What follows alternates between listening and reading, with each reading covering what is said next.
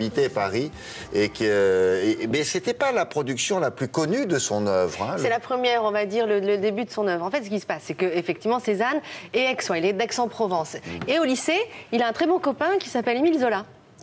Voilà, donc ils sont très amis, ils ont le même âge et forcément très jeunes, ils s'intéressent l'un à la peinture, l'autre à une autre forme d'art, à l'écriture. Et puis Émile Zola va aller à Paris et là il va appeler Cézanne en disant mais viens parce que c'est ici que tout se passe. On est juste avant le XXe siècle. Il dit c'est l'effervescence à Paris. Et viens avec moi, je te présenterai le milieu intellectuel, le milieu artistique. Tu vas rencontrer des autres peintres et c'est ici qu'il faut que tu viennes faire ta carrière.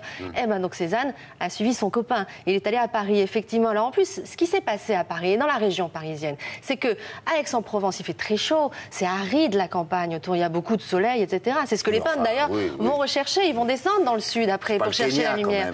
Non, mais ce que je vais te dire, c'est que dans les forêts autour de Paris, de l'Île-de-France, il a trouvé quoi? De la verdure et de la fraîcheur. Et ça l'a énormément inspiré. Alors c'est plutôt bizarre parce que après, au début du XXe siècle, tous les peintres descendaient dans le sud justement pour trouver cette lumière. Et lui, il a voulu trouver cette fraîcheur. Donc effectivement, il a peint sa jeunesse durant à Paris et la campagne parisienne. Mais il n'a cessé toute sa vie de faire... Il a peint les toits de Paris, mais très peu la ville, finalement. Il a préféré la campagne. Est-ce qu'il n'a pas des gens dans ses tableaux? Très peu non plus. Il n'y a pas de gens? Oui, il n'y a pas de gens. C'est bizarre. Exactement. Il n'y a pas de gens. C'est ce que je vous raconte justement dans ce... Oh, écoutez,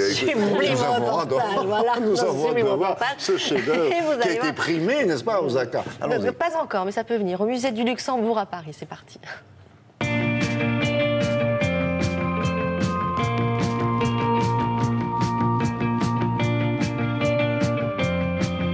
À la fin du XIXe siècle, Paris est en pleine mutation artistique.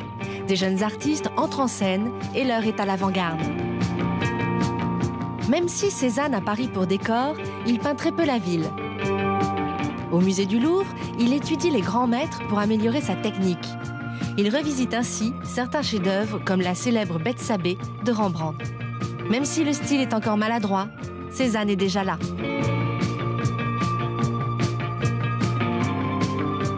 Que ce soit des corps ou des objets, pour Cézanne, c'est la même chose. Ce qui l'intéresse, ce sont les volumes, les ombres, la lumière. Et c'est avec la même passion, la même délicatesse qu'il peint un corps de femme ou une baguette de pain.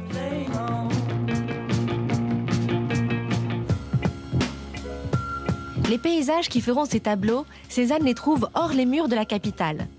Avec ses amis peintres aussi, comme Basile ou Pissarro, il sillonne la région parisienne et les bords de Marne deviennent leur terrain de jeu. Cézanne, c'est la nature pour la nature. Il n'y a pas de personnage dans ses toiles. Il veut montrer le terroir, la campagne. C'est l'image qu'il se fait de la France. Une France bucolique, paisible et une nature aussi variée que splendide. À l'aube du XXe siècle, le Paris artistique est frivole, libertin.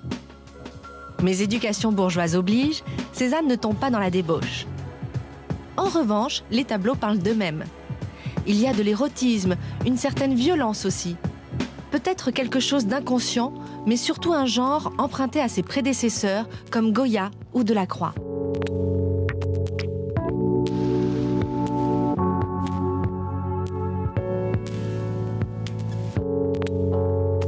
Cézanne avance, prend de l'assurance et remporte un vif succès. Et sa violence s'apaise. Il se concentre à nouveau sur ce qu'il aime le plus, la représentation de la nature, qu'elle soit vivante ou morte. Il peint souvent les choses les plus simples.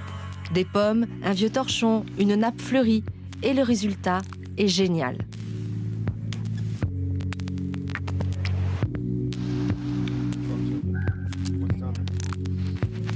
Les natures mortes et les portraits de Cézanne, c'est du grand art. Un art qui a dépassé nos frontières et certainement tout ce qu'il aurait pu imaginer. Du sud au nord, il a ouvert la voie aux jeunes artistes. La route vers la modernité.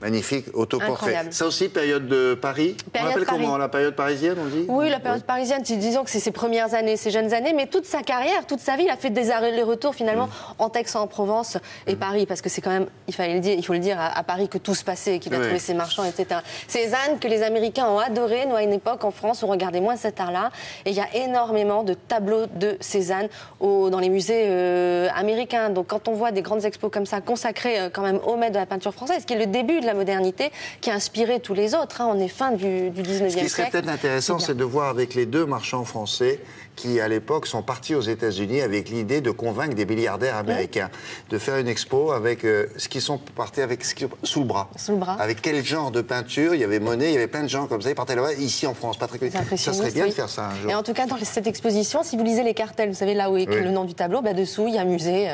Chaque fois, ce sont les musées américains, beaucoup.